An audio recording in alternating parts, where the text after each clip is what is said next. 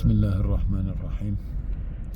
Değerli kardeşler, Afganistan'dayız. Depremzede kardeşlerimizi ziyaret etmeye devam ediyoruz. Bugün rotamız bizi Werdeka köyüne getirdi.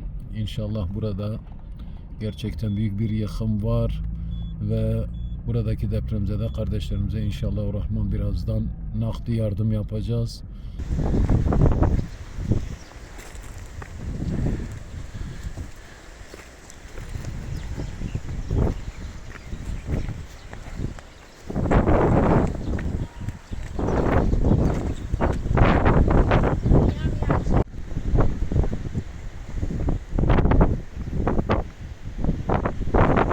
هاي سدلت زنانة نستا زنانة نستا لا راوزة هدية هذه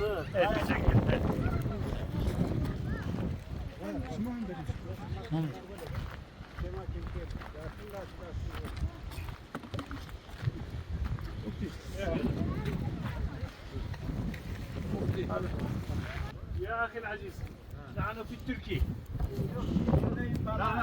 نحن في تركيا از ترکیه با خاطر کمک آقا تركيا مسلمان قريبا مسلمان هذا بعد موره دعا که موره نه چفشنو ماتا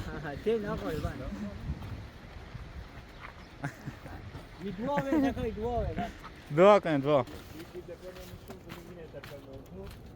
buradaki kardeşlerimiz şu anda çadırda yaşıyorlar. Ve biz bu kardeşlerimize inşallah